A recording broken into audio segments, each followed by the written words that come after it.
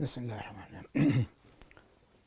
We continue with Abdul Muttalib, who really had the honor of discovering the well of Zamzam. When it was achieved, at that time Abdul Muttalib had only one son.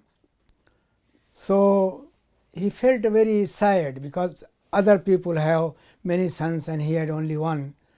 So, he vowed to God that if he gives him 10 sons, the 10th one he will sacrifice to him.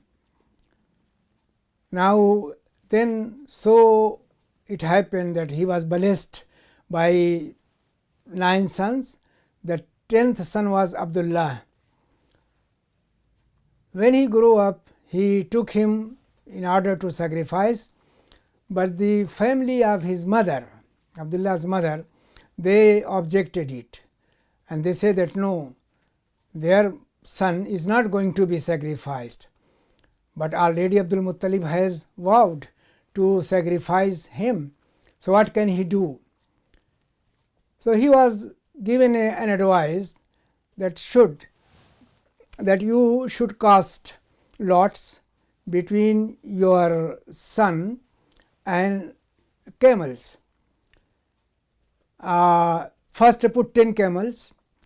If the lot goes against your son, then increase the number, continue adding 10, 10, 10. So, Abdul Muttalib added 10 and 10 and 10 until they reached 100 camel. So, at that 100 camel, the lot fell in favor of the son, and camels were slaughtered.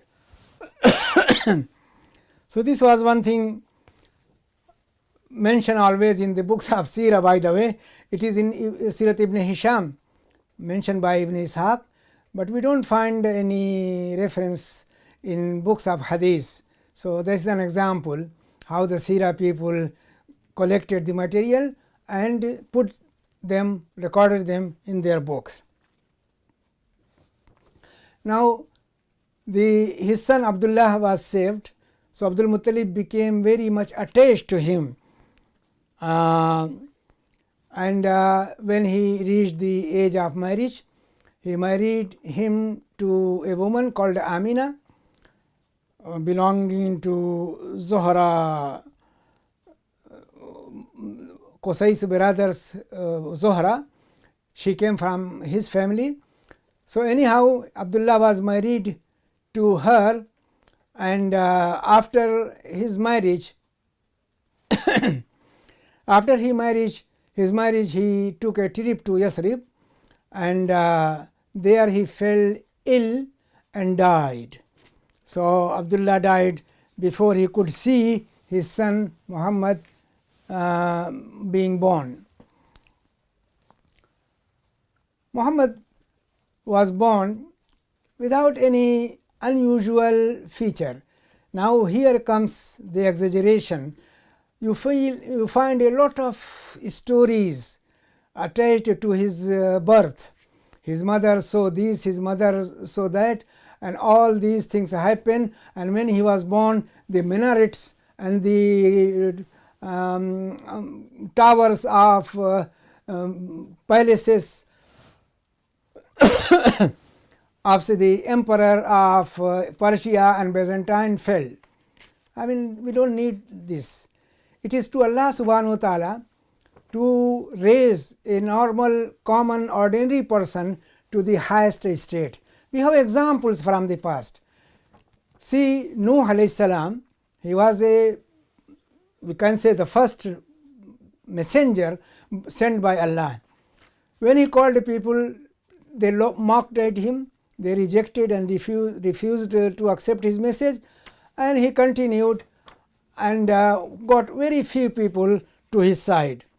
Then he prayed to Allah to destroy these people who do not listen to him. So, Allah said, okay, I mean, flood will come and you make a boat, an ark, to take your followers in it. So, he did it. when the flood came, his own son was not in the boat. He refused to accept his father's message. So see, a prophet's son becomes unbeliever. He becomes rebellious to his father and followed a very different route. So he was destroyed. No one wanted to save him and pleaded to Allah, but Allah rebuked him, saying that, look, don't be ignorant. He is not a member of your family. Then we have another example in Ibrahim alayhi salam. He was the son of an idolater, a man who worshipped idol. Not only worshipped it, we learn that he was making idols and selling them to others. So he was deeply involved in idol worship. But Allah raises from his family a man who is considered to the fathers of all the prophets. So we don't need to have all these kind of fabulous story about the birth of the Prophet Muhammad ﷺ and things like that. He was just born normal. If there were any signs, the Meccans would have been silenced by being told that, look, this is the very child, when he was born, this and this happens. This phenomena happened, took place. No, there was nothing unusual with his birth, but anyhow he was born, and of course he lived with his mother. And the tradition at the time among wealthy Arabs was not only wealthy, but even those who were good and could support themselves, they used to send their children to the desert so that the boy or the child can get strength and can be able to learn a number of things from warfare. He could be a good archer, learn how to shoot an arrow and how to use sword and this kind of things. So the children were sent to the desert until a particular age, and then they came back to the parents. The same thing was done with Muhammad. His family decided to send him to a desert. Again, you find a lot of stories about that the family which came to take him, they were refused by other families to give their child to them because they were poor, they were wretched, they had no means. But at the end they got Muhammad, and from the time they got Muhammad, I mean, their fate and their luck changed. Everything became very good and they became prosperous and this and that. You don't need to believe in them. As I said earlier, there is no need to believe that all natural, unnatural phenomena, unusual phenomena took place with the birth of the Prophet ﷺ and with his childhood. There is nothing like that. Anyhow, the lady who took Muhammad to the desert was called Halima, and she came from Banu Sa'd. So she took him with her, and then he lived with her for some time. There is another story here, which of course is mentioned in some books of hadith, that once he was playing with his stepbrothers, then two angels came, laid him down on ground and opened his chest and took something out of it, saying that this is the portion of Satan. Now these boys, the one who were with him, they were frightened. They rushed to the house and told the mother that this and that happened to our Hashimi brother. So she came and found that boy was all right. Only change she noted that he was pale, but she was scared. She was frightened greatly and decided to return the child to his mother. Earlier she insisted on his mother to keep him for more times with her. But now she brought, so mother was surprised. She said, why did you bring him now? But she didn't tell her what happened to him. Anyhow, we don't know, and there was no scar on the chest of the Prophet, and accepting this report, you are trying to say that something was wrong with the Prophet ﷺ. He carried something which were something which was unacceptable to Allah subhanahu wa ta'ala, so he sent angels to clean it up. There was no need. He was born and Allah's protection accompanied him throughout his life. So I don't know whether you accept this report or not, because I mean it is also mentioned in some books of hadith. But anyhow, this is what happened, and then after that he was returned to his mother. When he was 6 years old, his mother also passed away. So the boy has lost his father earlier. Now his passionate mother, caring mother, also went away. So of course this must have been very difficult time for him. But his grandfather Abdul Muttalib took him immediately into his care, and he cared for him and showed affection to him much more than he showed to his own children. Abdul Muttalib being a chief, the chief of Quraysh, he used to put for Abdul Muttalib as chief of Quraysh, a carpet was spread before Kaaba on which he used to sit. His children used to play, but nobody was allowed to sit on the carpet. But Muhammad, Abdul Muttalib always kept him on carpet. Sometimes his uncles wanted to remove him from the carpet, but Abdul Muttalib would say, "No, leave my son here." And then Abdul Muttalib also added, "Because I see a very bright future in this son of mine." Well, it could be that he noticed that the boy is going to have a very bright future and very successful and a man of big performance. So he was very much loved by his grandfather Abdul Muttalib. But Abdul Muttalib also passed away when Muhammad was only 8 years old. Before dying, Abdul Muttalib gave his grandson to the care of his uncle Abu Talib. As we said that Abdul Muttalib had about 10 sons. Abu Talib was not the eldest one, he was not the wealthiest one, but Abdul Muttalib chose him because he was very noble and he was respected by all Quraysh.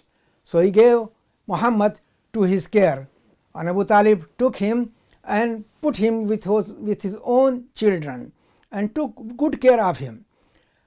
Then when he was 12 years old, Abu Talib took him with him to his journey to Syria, which Abu Talib, of course, like other Quraysh members, used to go for trading. So he took Muhammad as well. I personally really feel that Abu Talib took him at that tender age, took Muhammad at that tender age to train him in the art of trading, how trade is done, to make him stand on his own without being in need of any other person's help. That may have been the objective of Abu Talib taking Muhammad with him to Syria, to this journey for trade. Now on the way to Syria, another incident took place. The Arabs, the Makkans, used to pass on a monastery by a monk called a Bahira. Some sources say, all these are from Seerah sources, some sources that the Bahira before that did not bother about these caravans passing by his chapel.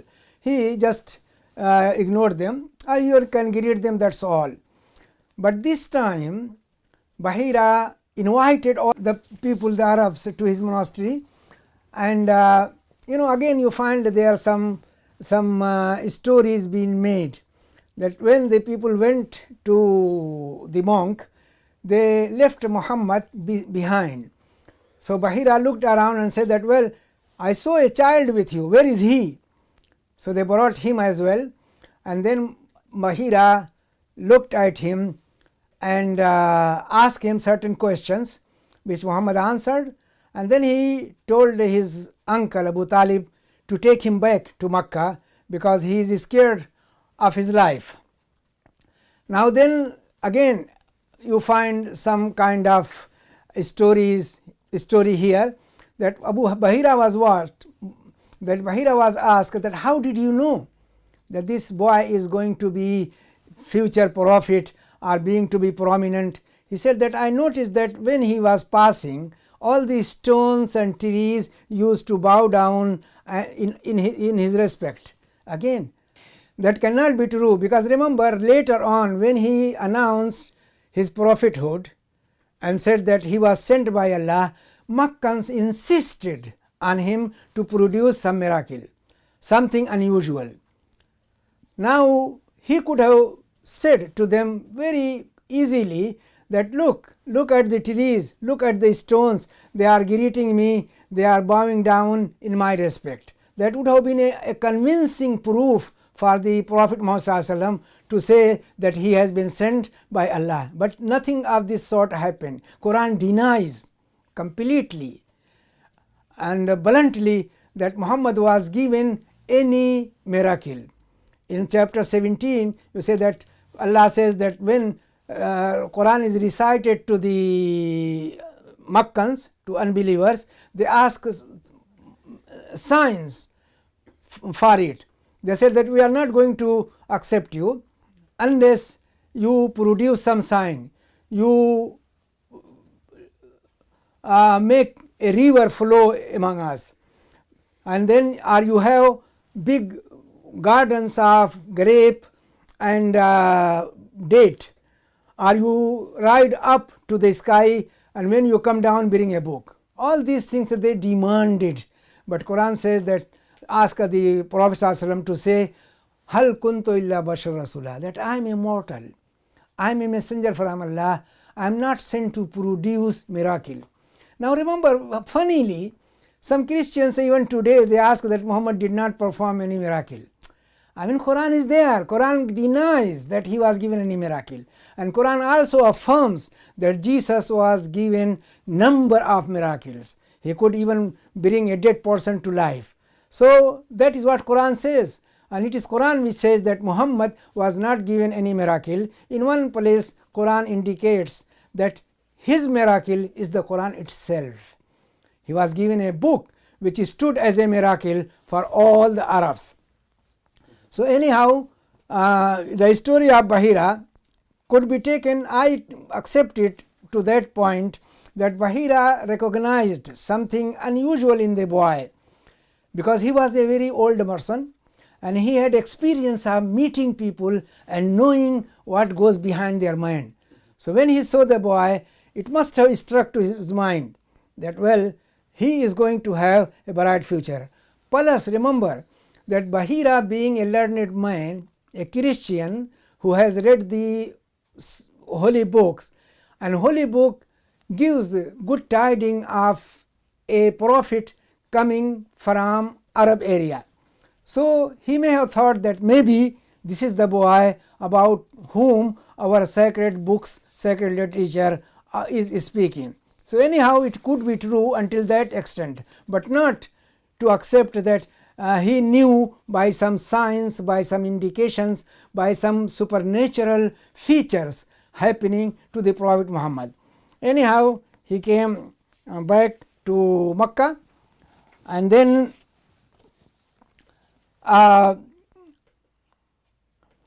there was an incident, a war which happened between two tribes, two groups. On one side was Quraysh and Banu Kinana, another tribe. They were together, they were allied forces, and on the other side was a tribe called Qais Ailan, a very huge and powerful tribe. So the war was caused by an incident that a man of Qais Ailan was murdered, and the murderer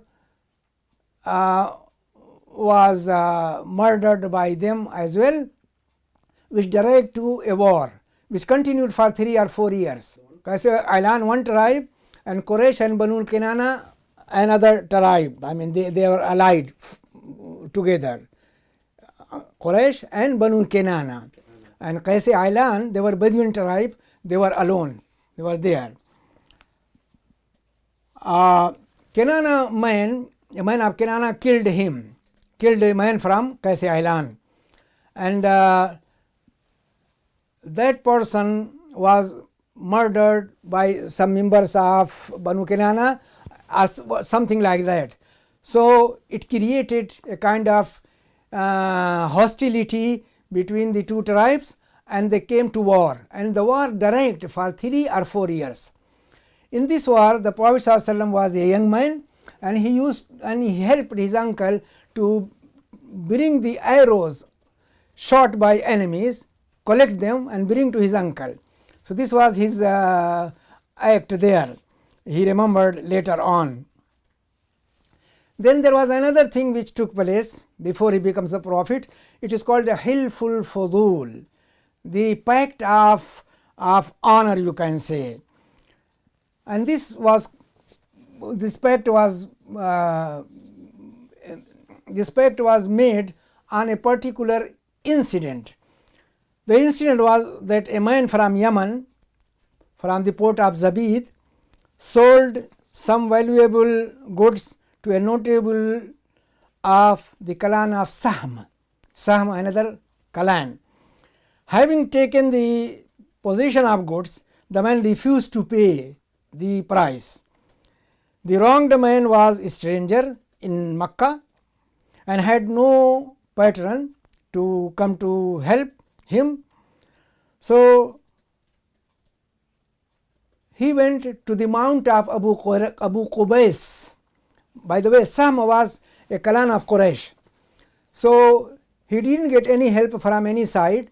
So he went to the mount of Abu Qubais, and there he shouted and pleaded to all Quraysh for helping him and getting the price of his commodity. So a meeting was held in the house of a nobleman called Abdullah ibn Jud'an, and Quraysh decided that it was imperative to find an order to suppress violence and injustice and to protect the rights of weak and poor. So they helped the man and he got his prize. So a pact was made, that is Hilful Fuzul. And they went to Kaaba. Kaaba was considered to be very sacred. Any pact to be made, the people must come there and then take vow and swear. So this gets a sacredness in itself. So they went to Kaaba and they vowed that they would stand together as one man on the side of the oppressed against the oppressor until justice was done. The oppressed was to be helped, whether he was a member of Quraysh or from outside, from a stranger, he was from the tribe of Quraysh or a stranger. The Prophet said that later on he mentioned that I was there. I was in that meeting, and he said that I was present in the house of Abdullah ibn Jud'an at that excellent pact that I would not exchange my part in it for a herd of red camels. It is so expensive, so dear to me, that if someone offered me herd of red camel, I will not take. Red camel were considered to be more valuable than ordinary camels. If now in Islam I was summoned to it, I would gladly respond, the Prophet said. Anyhow, that was how it was. Then there is no mention of the Prophet Muhammad going to Syria with in trade. All of a sudden we come to the point that a wealthy lady, Khadija, who was widowed, she had 2 husbands earlier and now she was widowed. She heard about Muhammad, about his honesty, about his reliability and about his truthfulness.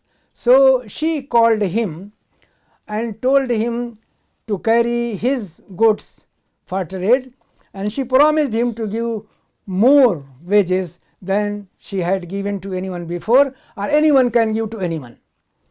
So now it shows that the Prophet ﷺ was engaged in trade before that. How can she know he was honest? How can she trust him unless she is quite sure that he is a good man, good businessman? So anyhow, she appointed him and gave him her merchandise to take it and then to sell it in Syria. And she sent her servant, her slave Maysara, with the name of Maysara, with him. So he went and did the trading and came back with bigger profits than Khadija had got earlier by any other commission agent. So she was very much surprised, and Maysara told her how this person behaved, how honestly he kept the account, and how honestly he traded. So she was highly impressed, and she was very highly impressed by the account of her slave and by the profit which Muhammad brought to him. And it came to her mind, why doesn't she marry him? Then she sent one of her colleagues to find out whether Muhammad was interested in getting married. So she came and then put the proposal or tried to find out, and then she found out that he is interested in marriage.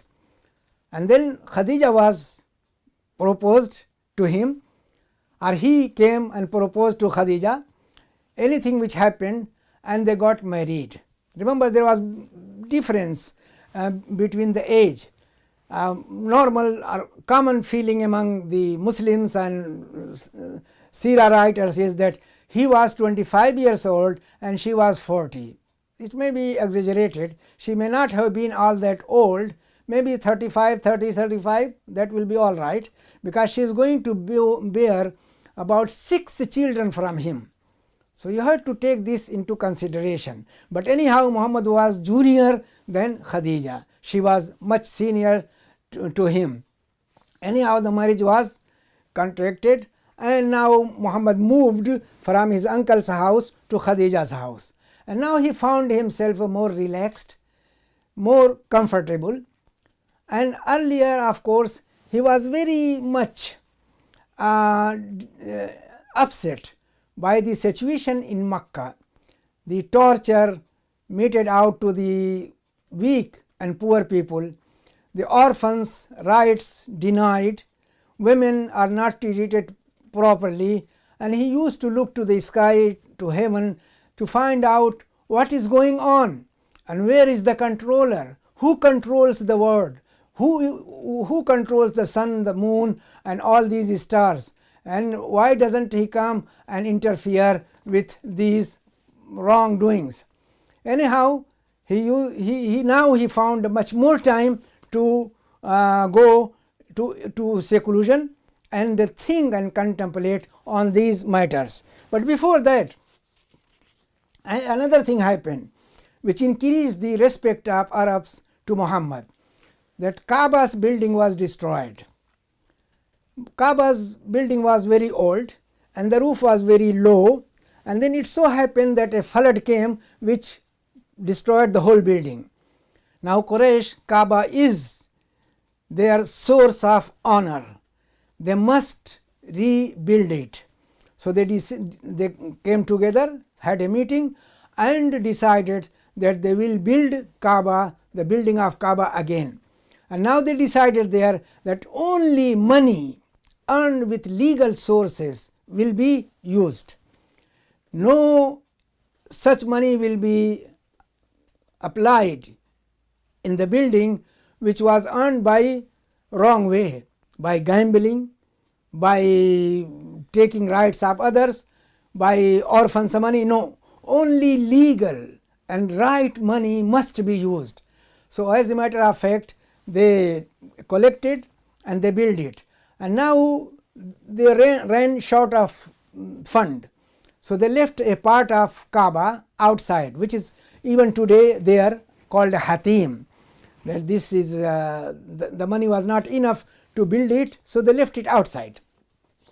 So anyhow, Kaaba's building was complete, and the roof was raised higher than it was. Then so far so good. I mean, the tribes cooperated among themselves in building the walls and bringing the bricks and raising the building. When the question came of placing the black stone in its place, the tribes started fighting, arguing, and the and the situation reached a point that it was very likely to be a war. The people started mustering their muscles and raising their sword. Then an old man said that, look, this is not good.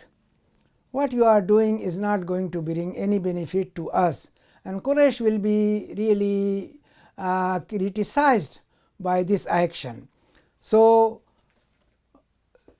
I have a suggestion that let us wait. Tomorrow the person who comes first in the area, in this sacred house area, we will make him an arbitrator, and what he says we must abide by it.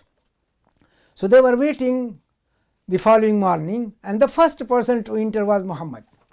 They were very much happy. They felt very happy because they knew him and said that, well, what we want here is a Sadiq al-Amin, the truthful one and the honest one. These two letters, these two words, as-Sadiq means a truthful, al-Amin the honest.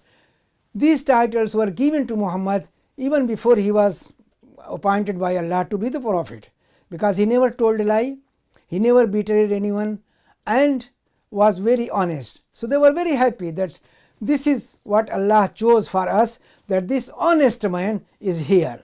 So they told him the story that this is what is happening among us, and now the problem is that who is going to take the honor of placing the black stone in its proper place.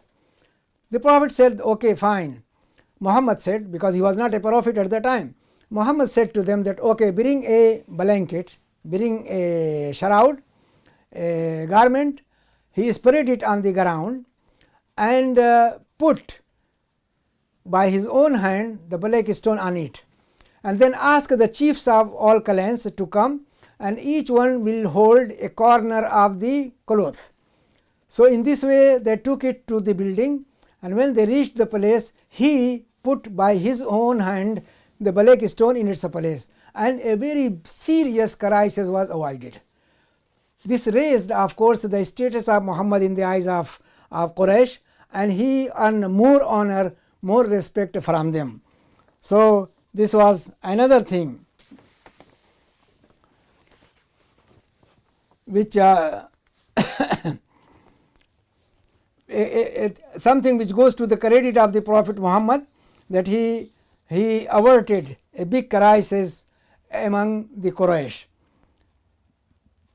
When he was in the house of Khadija, when he felt more comfortable, relaxed, and he didn't have to go to trade because Khadija's money was enough for both of them. So he used to go to a nearby mountain called Hira in a cave and sit down. He used to take provision for 2, 3, 4 nights, and then alone sitting there, he focused his mind to what is going on in the world and who is the creator of this world. When the provision finished, he would come back to the house, take some more, and then go back. It continued for some time until one night the angel appeared to him. He saw some shadow which approached him and then asked him to recite, Iqra, read. His simple answer was that I am not a reader. So as Prophet himself related later on that the figure squeezed me to his arms until I felt exhausted. Then he released me and then said again, read, and my answer was that I am not a reader. The third time he squeezed me with that intensity, and then when he released and said read, and then he read those 5 verses from chapter 96. اقرأ باسم ربك الذي خلق خلق الإنسان من علق اقرأ وربك الأكرم الذي علم بالقلم علم الإنسان ما لم يعلم. Read or recite in the name of thy Lord, who created man from a clot of blood. Read or recite, and your Lord is most bountiful, who has taught by pen, taught man what he knew not. These 5 verses were revealed, the first revelation of the Quran to Muhammad sallallahu alaihi wasallam, and this is the beginning of his prophethood. He was shaken by this experience and rushed to his house and called Khadija saying, Zammiluni, Zammiluni, cover me, cover me, cover me up, or cover, or only cover will be all right. Cover me up, actually. It's cover me up. He said, cover me up, cover me up. He was shaking, he was terrified by this experience. Khadija brought a what is a kambal? Blanket. Oh, Khadija brought a blanket and covered him up until he relaxed a little bit, and then he was able to tell Khadija what happened to him. And he said that he is terrified, he is very much scared. Khadija consoled him, tried to soothe him, and said that don't be scared. Allah is not going to disgrace you because you join the relationship of relation of the family. إنك تصل الرحم. You join the bonds of relations and you bear the burden of the weak, help the poor and needy, and serve the guest generously, and endure hardship in path of truthfulness. So she said that these are the qualities which you are gifted, and a man of such qualities will never be deserted by Allah subhanahu wa ta'ala. He is not going to be left alone. So there is no need for you to be scared or to grieve. And then in the morning she took him to her cousin Waraqa bin Nawfal, a man who was Christian and who had learned by the Bible, and some sources say that he was blind at the time. He asked him, what happened to you? Waraqa asked Muhammad, what happened to you? And then he described his experience. Then Waraqa said that it is Namus, the angel who is entrusted with the divine revelation. He said that this was Namus that Allah sent to Musa. He came to you as well. I wish I were younger to live up to the time when your people would drive you out. The Prophet was surprised. He was so much honored, so much respected. He never believed that the people of Makkah one day will banish him. So he asked, Awa mukhrijiyahum, are they going really to drive me out? Then Waraqa's answer was that yes, anyone who came with something similar to what you have brought was treated with hostility, and if I should be alive till that day, I would support you strongly. But of course Waraqa died after some time. So he predicted that you are chosen by Allah, and the Namus, the angel, it was the angel who visited you, and you have been chosen to be the messenger of Allah, and you are going to face much hardship and trouble in your future. after this first revelation, there was some interruption. For some time the revelation did not come and Muhammad was confused. He did not know what it was. If it was from Allah, then why it doesn't come anymore? So the period of interruption, some sources say it was 3 years. I do not believe it. 3 years is a very big period. It must have been, say, few weeks or a month or something like that. And the Prophet himself, the second revelation came after that small short period, and the Prophet described it saying that while I was walking, I heard a sound from the sky. I looked up. I saw the same angel who had visited me in the cave of Hira. It was here, the same person, and was sitting on a chair between the earth and the sky. I was very scared. The Prophet says, I was very scared and knelt on the ground. I went home and again he said, Zammiluni or Dassiruni, Dassiruni, cover me up, cover me up. And then the following verses were revealed.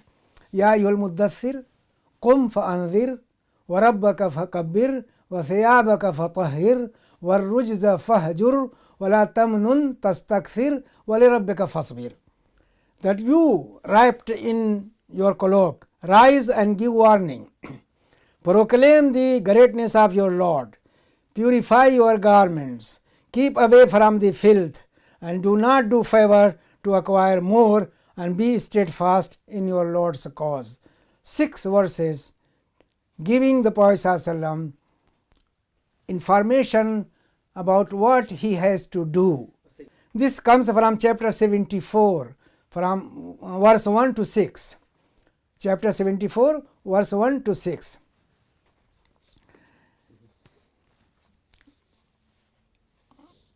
Yeah, let me tell you the message which are contained in these 2 passages.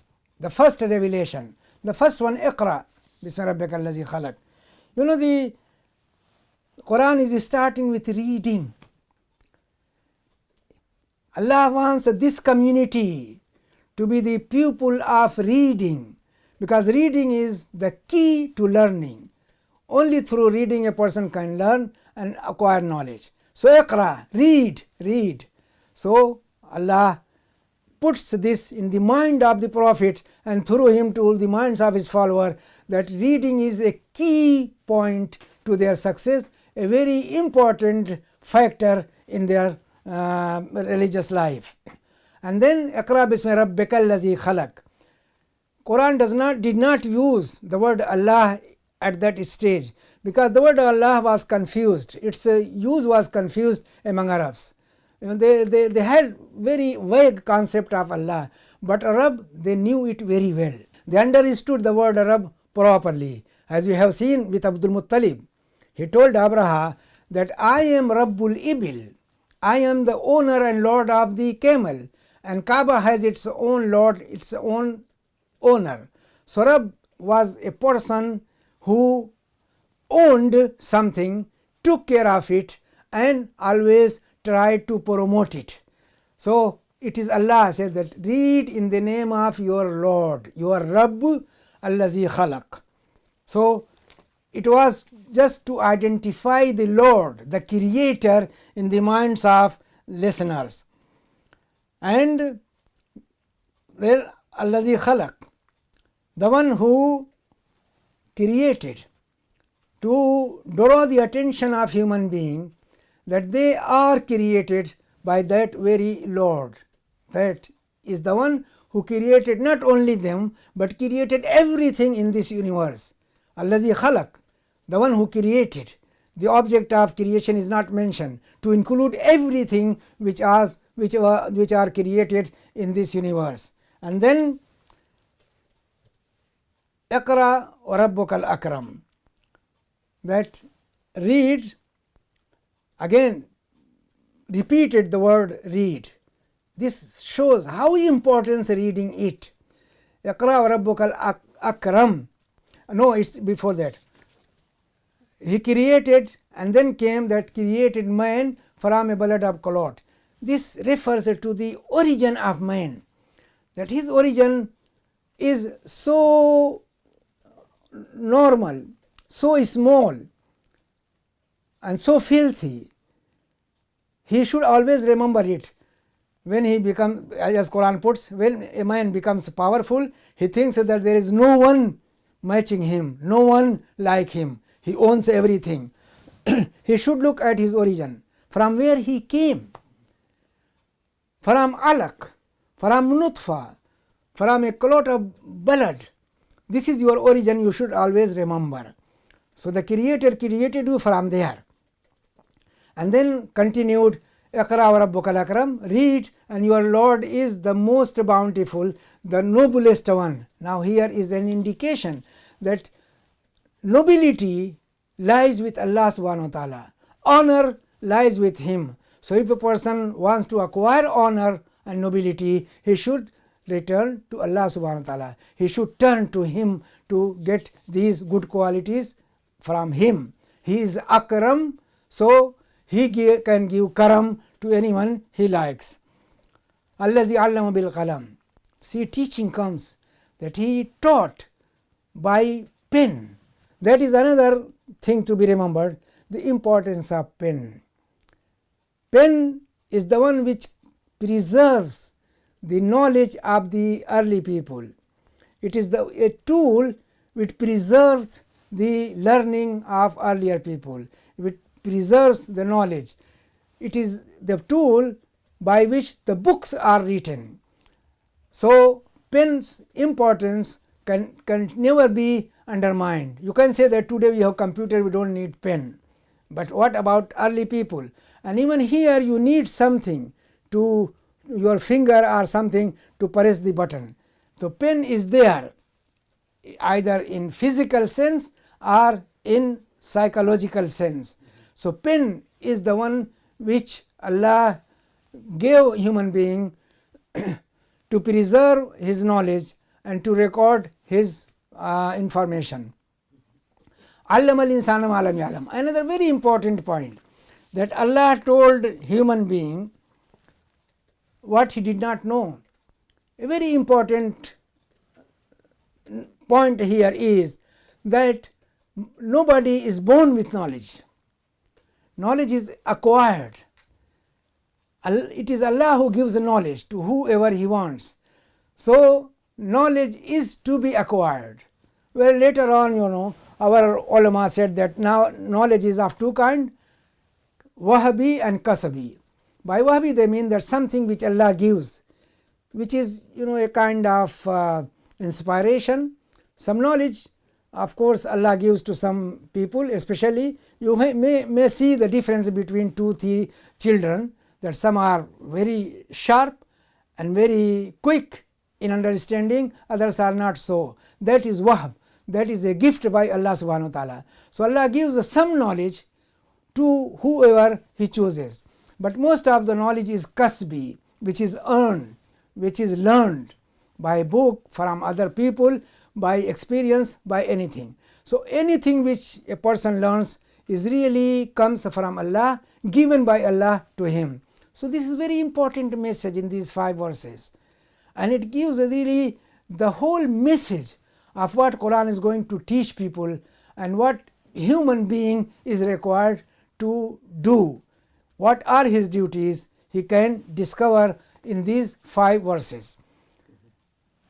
Then the other one, Ya Ayyuhal Muddassir, chapter 74. Now here the duty of the Prophet ﷺ is described, that this is the time not to lie down covered in blanket, but come up and rise and tell people and give them warning. 74, 75. 74 it is. These verses tell the Prophet Muhammad ﷺ to qum fa'anzir, rise up. This is not time for relaxing, this is not time for lying down, but you come and then warn the people, tell them who they are, tell them what their duties are, tell them who is their creator, and tell them their duties to their creator. So and then warn them against associating any partner or any being to him. So, this is the first one, and then Qum fanzir warabbaka fakabbir. The greatness of your Lord is to be announced. Glorify your Lord, announce his greatness. He is the only one who can help anyone, who can bring good things to the people. There is no one else who can help or can bring benefit to the people. وَرَبَّكَ فَكَبِّرْ وَثِيَابَكَ فَطَهِّرْ. And your garment purify. Now garment siyabak, I will take it just outer garment, the dress of a person, and this is an indication from the very beginning that Islam is a religion of purity. Islam is a religion of purity, purity of body and soul. Now Arabs, of course, remember, Arabs were not very clean. They didn't have means of cleansing themselves. As we said earlier, that water was very scarce and water was reserved for camel. So they didn't have enough water to wash and take bath. Quran is asking here these people who become Muslim that they have to purify themselves. They keep their clothes and their body always clean. And more than that, some Mufassirun said that Siyabaka, which literally means garment, refers to heart, that your heart you purify. So of course inner purity is more important in Islam than outer purity. The purity of heart is very, very important.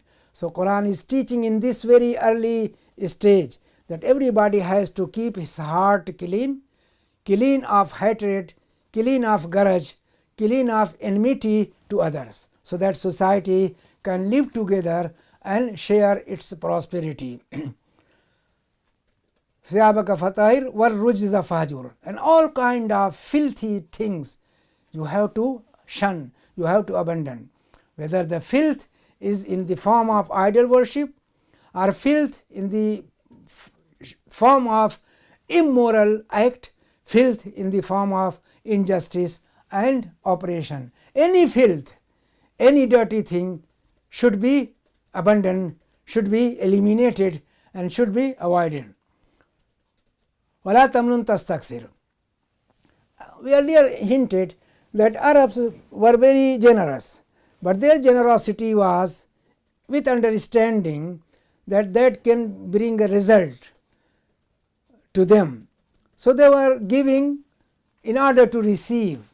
Now here Quran is teaching at this very first stage that your giving out in charity or helping others should not be with this expectation that you will get more than you have given. That should not be. You give it for the sake of Allah. You give it for building your house in the hereafter.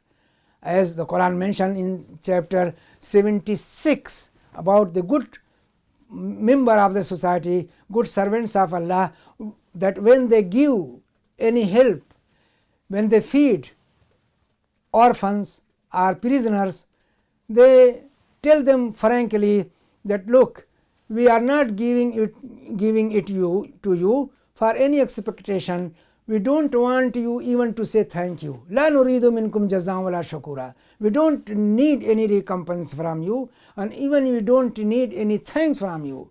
But we are doing it for the sake of Allah subhanahu wa ta'ala. So here Quran in the very first stage teaching followers of Muhammad to follow this advice that when you give for the sake of Allah, don't give for the expectation of some getting more.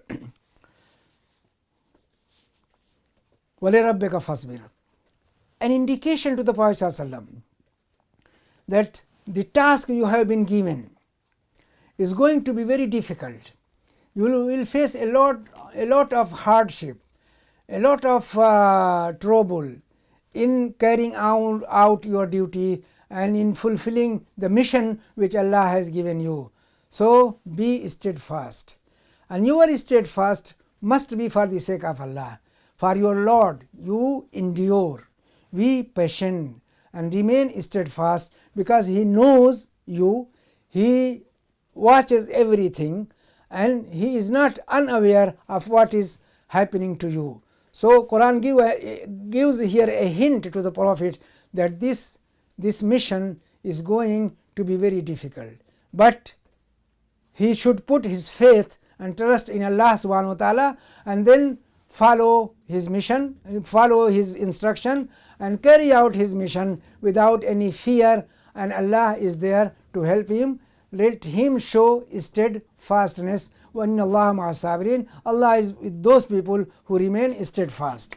This surah, these verses of surah number 74 gave the Prophet ﷺ the first indication or first mission to start.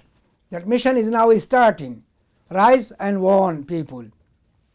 Then after that, another ayah came in surah number 26, ayah number 214. Allah says, وَأَنذِرْ عَشِيرَتَكَ الْأَقْرَبِينَ. Warn your nearest kinfolk, the people who are near to you by blood, by family bond. You start your mission with them.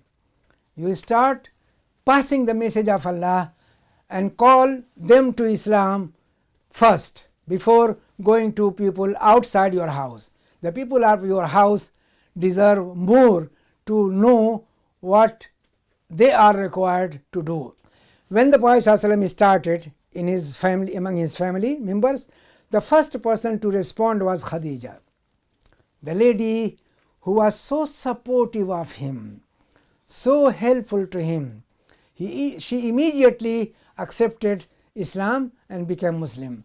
Then his freed slave Zayd ibn Harisa, who was living with them, he became Muslim. And then Ali bin Abi Talib and Abu Bakr Siddiq, he was a very close friend.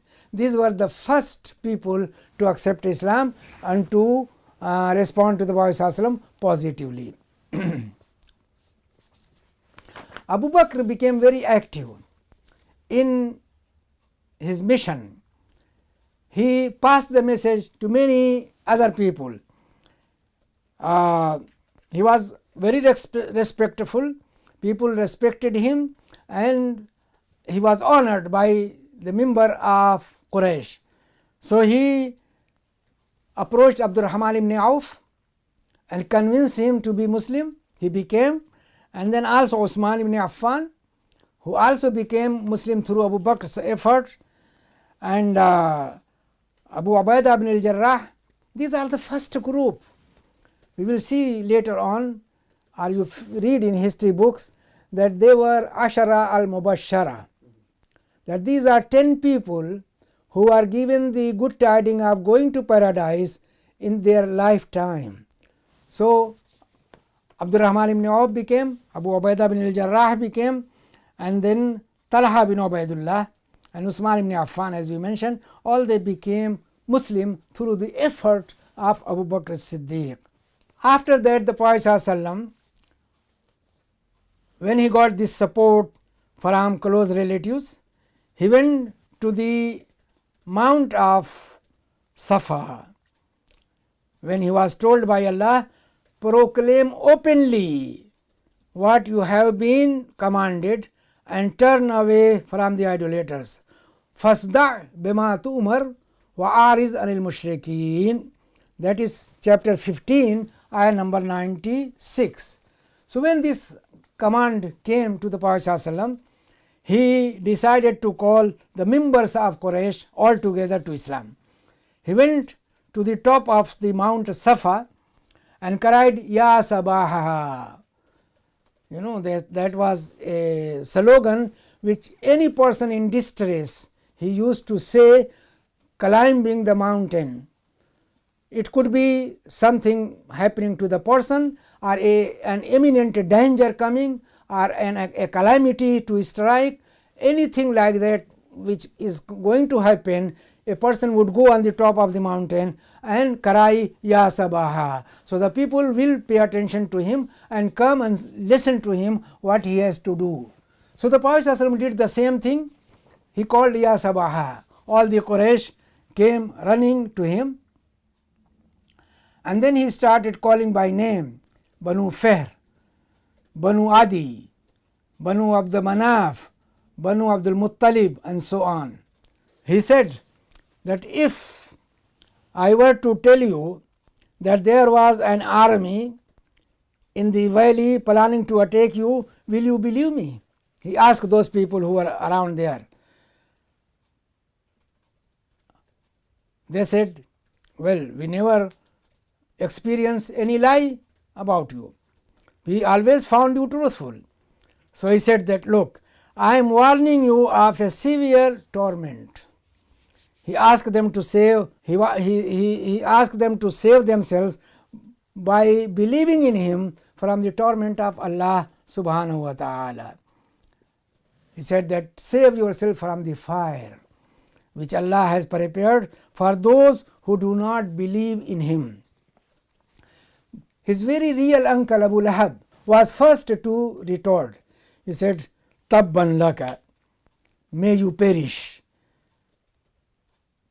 This is what you have summoned us for? For such things you called us all? And then he returned back. The others, of course, they also followed his footstep. They also refused to accept the call of the Prophet ﷺ. Anyhow, he started preaching, continued calling people to recognize the oneness of Allah subhanahu wa ta'ala, and mainly he continued to preach to the people who came for pilgrimage. He used to go to pilgrims and call them to Islam. Some people from Makkah or even from outside accepted Islam, but Quraysh in whole, they rejected the message and they decided to oppose him forever. They did not listen to him. One person called Abu Jahl, as a matter of fact, he was known as Abul Hakam, the father of wisdom, but the Prophet ﷺ turned it upside down. Instead of father of wisdom, he became the father of ignorance, Abu Jahl. He came from Banu Makhzum, and Banu Makhzum were very powerful and very wealthy clan among Quraysh. So he took the lead. He became the most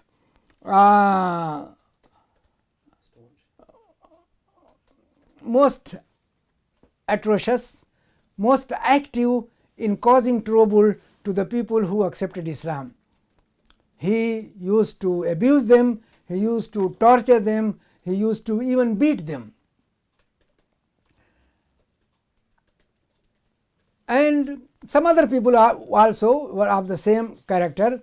A man called Umayyah ibn Abi Khalaf. He owned Bilal and used to torture him, used to cause him all kind of suffering, and asking him to say to turn back to the old religion. He would put rope around the neck of Bilal and let the boys drag him through the street.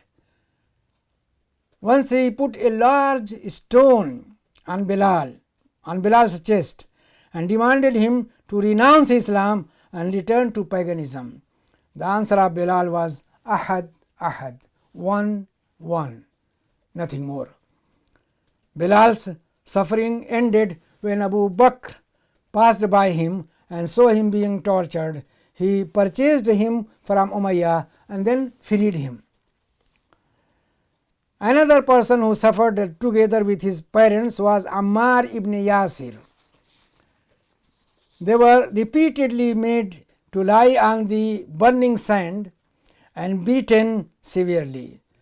Sumayya, Ammar's mother, was forced by Abu Jahl to renounce the religion of Islam, but she refused and spat on the face of Abu Jahl. He was so angered that took a spear from a person standing nearby and killed her. She was the first martyr in Islam. Remember, a woman accepted Islam first. Now here is a woman who offered sacrifice in the way of Islam. Another person who was tortured by the polytheist was Khabbab ibn al-Arat, who experienced extreme suffering and maltreatment.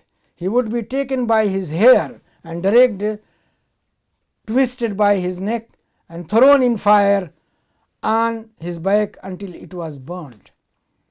Another victim of Quraysh was Abu Faqih al-Aflah, who was laid down on very hot sand, and a stone was put on his back so that he could not move, and leave him like that until he fainted. Once Abu Bakr again passed by him and saw him being tortured, had pity on him and bought him and freed him. There were many others who suffered in the way of Allah. So this suffering of the early Muslims is really a good lesson for us. We should look at them and look at their steadfastness, their patience, and their solidarity, their solid standing. They are what? In the way of Allah. Perseverance. Yeah. Okay. We can leave here. Huh?